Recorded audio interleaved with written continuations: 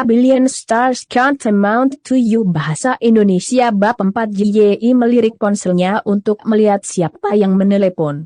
Itu teman sekamar dan kepala asrama, Bohi. Dia mengangkat telepon. Sebelum dia bisa bicara, suara Bohi datang dari telepon. Xiaoyi, jangan lupa. Pesta makan malam-malam ini ada di Yuhuat Ai Restaurant jam 7. JYI tahu mereka membuat rencana makan malam beberapa waktu lalu, tapi bagaimana meja di restoran hotpot untuk 3 orang menjadi meja di Yuhuat Ai Restaurant selama lebih dari 5? JYI mengerutkan alisnya. Kenapa lokasinya berubah? Xiaoya mengubahnya, perempuan dilahirkan untuk bergosip. Dia menambahkan, saya pikir pacar barunya yang mengaturnya.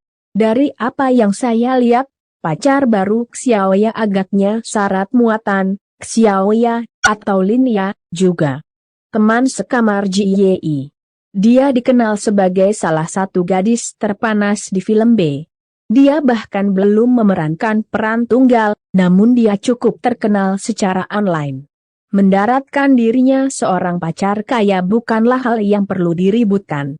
JYI menjawab dengan jujur, oh, begitu. Melihat betapa nada suara JYI yang membosankan dan sama sekali tidak menarik, dia tidak repot-repot berbicara dengan JYI lagi tentang hal itu. Dia mengingatkannya agar tidak terlambat, lalu menutup telepon. JYI dengan santai melemparkan ponselnya ke samping, lalu mulai ganti baju dan merias wajahnya. Ketika dia siap, sudah waktunya untuk keluar. Saat dia hendak meninggalkan asrama, JYI melihat ke cermin dan memeriksa dirinya sendiri. Wanita di cermin itu memiliki kulit yang putih dan wajah yang lembut, benar-benar sempurna. Dia mengenakan gaun mid-length yang mengungkapkan 2 kaki lurus panjang dan indah. Dia memiliki pinggang yang mungil dan pantat yang ceria. Dia benar-benar cantik. JYI mengerutkan bibirnya dengan puas untuk melicinkan lipstik merah vintage dan membuatnya tampak lebih alami. Dia meraih dompet dan teleponnya, lalu pergi. Restoran Yuhuat Ai tidak terlalu jauh dari asrama JYI, tapi itu kebetulan jam sibuk sehingga jalanan ramai. Ketika JYI tiba, kamar pribadi itu hampir penuh. Linya memegang menu, memesan makanan. Meja 10 orang hanya memiliki 2 kursi kosong yang tersisa. Satu di samping Linya, dan yang lainnya di sebelah Bohi. JYI dan dia cukup dekat, jadi ketika dia menyapa semua orang, dia mengambil tempat duduk di sebelah Bohi. Kursi di sebelah Linya tetap kosong, bahkan setelah makanan disajikan dan semua orang sudah mulai makan. Tentu saja, pesta makan malam tidak lengkap tanpa alkohol. Setelah beberapa gelas, suasana di meja makan mulai menjadi hidup. Di tengah semua kegembiraan, semua orang makan sampai mereka melihat pantat piring demi piring. Saat pelayan hendak menyajikan hidangan penutup, telepon Linya berdering. Dia hanya melihat sekilas ke layar ponsel, tetapi matanya dipenuhi dengan sukacita seolah dia tidak sabar untuk mengangkat telepon. Apakah kamu di sini? Mereka tidak yakin apa yang dikatakan orang itu melalui telepon, tetapi Linya berbicara lagi dengan suara yang sangat lembut. Aku akan menemuimu. Ketika Linya menutup telepon, dia bangkit. Xiaoya, apa pacarmu akan datang? Dihadapkan dengan pertanyaan-pertanyaan aneh mereka, Linya tidak mengakui atau menyangkalnya. Tetapi dia sangat senang ketika dia buru-buru berlari keluar dari ruangan setelah buru-buru menjawab, aku akan menjemput seseorang. Setelah tidak lebih dari 5 menit, pintu terbuka lagi dan semua orang di ruangan itu, termasuk JYI, secara kolektif menoleh. Linya, yang baru saja kehabisan, telah kembali dan di belakangnya adalah seorang pria. Bab 5. JYI paling dekat dengan pintu. Saat dia mengobrol dengan gembira dengan Bohi, dia menoleh sedikit dan melihat pria di belakang Linya. Itu hanya sekilas, JYI dengan cepat mengalihkan matanya dari pria itu. Jari-jarinya secara naluriah mengencangkan cengkeramannya pada sumpitnya dan senyum di bibirnya langsung membeku. Pria itu, dia mengenalinya. Dengan kata lain, dia akan mengenalinya bahkan jika dia menjadi abu. Jie mungkin memalingkan muka, tapi dia masih merasa pria itu berjalan lebih dekat ke meja makan dengan Linia. Jari-jari kakinya gemetar ketakutan dengan sepatu hak tingginya. Mengikuti suaranya sepatu hak tinggi Linia, dia berkata dengan manis dan lembut, "Biarkan aku memperkenalkan semua orang pada Lin." Ia berhenti sejenak, seolah-olah dia ragu tentang sesuatu. Setelah 2 detik, dia melanjutkan, "Teman, Hiji-chen, Hiji-chen." Jie hampir yakin itu dia, tapi ketika dia mendengar 3 kata itu, seluruh tubuhnya tanpa sadar menggigil sesaat. Yaitu betul. Hiji-chen Linia yang baru saja diperkenalkan adalah Hiji-chen yang sama yang membawanya tidak bersalah 4 tahun lalu. Dia sama dengan Hiji-chen yang dia panggil keberaniannya untuk mengaku, yang merobeknya malam itu 4 tahun lalu. Dia adalah Hiji-chen yang sama yang mengatakan kepadanya, "Lihat, bahkan jika kamu menanggalkan pakaianmu di depanku, aku tidak akan sedikit pun tertarik padamu." Dia adalah Hiji-chen yang berkata, "Jika saya tidak mabuk malam itu, apakah Anda pikir saya akan pernah menyentuh Anda?" Dan Hiji-chen yang sama yang berkata, "Oh, dan jika itu mungkin, saya harap Anda tidak pernah menunjukkan wajah Anda di depan saya lagi." Terlebih lagi, dia adalah Hiji-chen yang Jie tidak pernah ingin melihat lagi dalam hidupnya. 4 tahun lalu, Hiji-chen hanyalah seorang siswa sekolah menengah atas. Kemanapun dia pergi, dia menyalakan kamar. Sekarang, 4 tahun kemudian, tahun-tahun itu memperkuat karismanya, karena auranya tampaknya telah mengintimidasi seluruh meja orang. Setelah Linia selesai memperkenalkannya, ruangan itu menjadi sunyi, sebelum seseorang akhirnya memanggil keberanian untuk dengan lemah menyapa.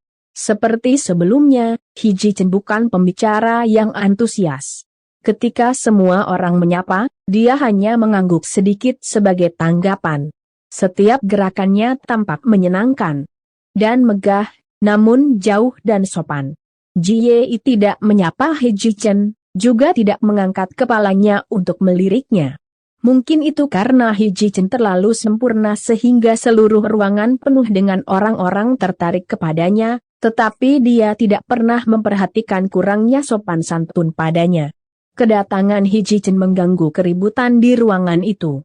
Setelah beberapa saat, suasananya menjadi hidup kembali, karena semua orang mulai mengobrol dengan keras tanpa akhir.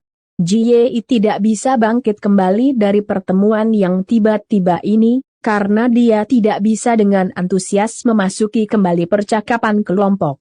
Ketika dia diam-diam duduk di sana dalam keadaan linglung, dia tetap berdiri tegak di kursinya. Jie berusaha sekuat tenaga untuk tidak memikirkan apa yang terjadi 4 tahun lalu, tetapi ingatan itu muncul satu per satu di benaknya. Jie mulai menggigil dengan lembut. Takut bahwa seseorang akan melihat dia bertingkah aneh, dia mengepalkan tangannya dengan sekuat tenaga, menggali kukunya yang tajam ke telapak tangannya, menimbulkan gelombang rasa sakit. Jie bertanya-tanya apakah dia akan merusak telapak tangannya sendiri seperti itu.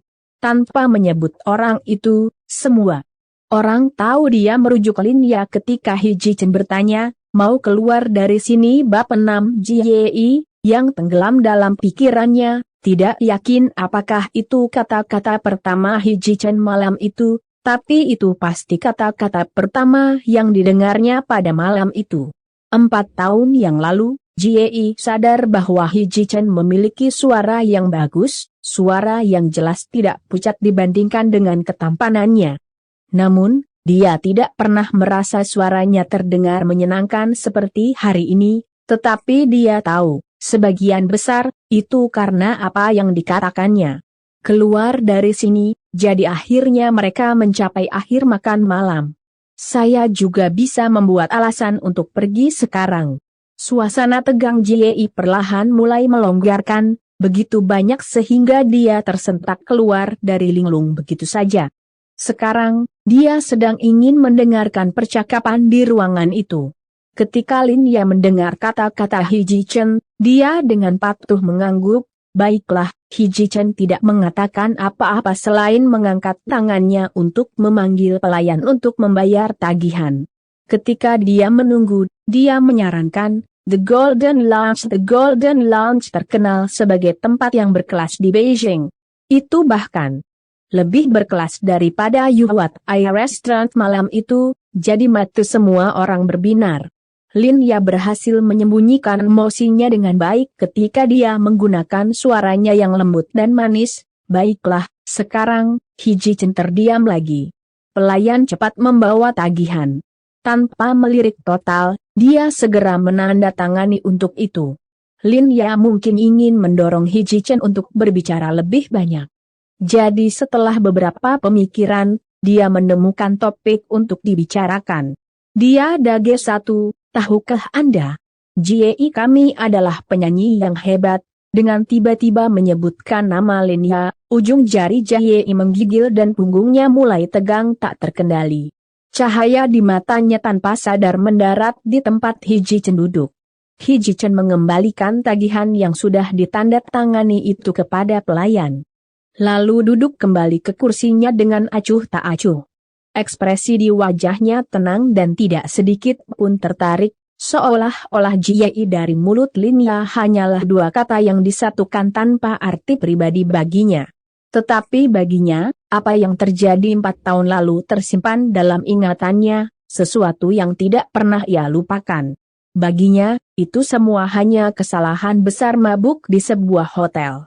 4 tahun telah berlalu. Mungkin dia sudah melupakan semua tentang masa lalu, melupakan tentang gadis bernama Jie yang memberinya lebih dulu, melupakan hal-hal menyakitkan yang dikatakannya kepadanya.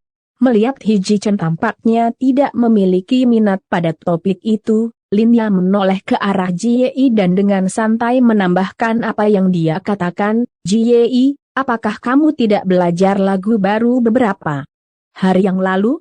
Kemudian, ketika kita berada di lounge emas, Anda harus bernyanyi untuk kami.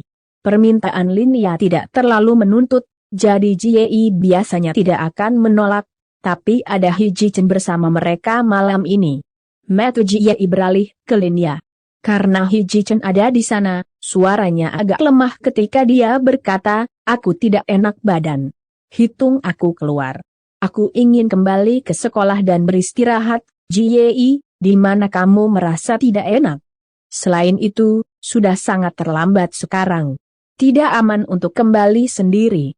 Mengapa kamu tidak keluar bersama kami? Sebelum Lin Ya bisa membujuknya untuk tinggal, Hiji Chen, yang duduk di sebelahnya, bangkit.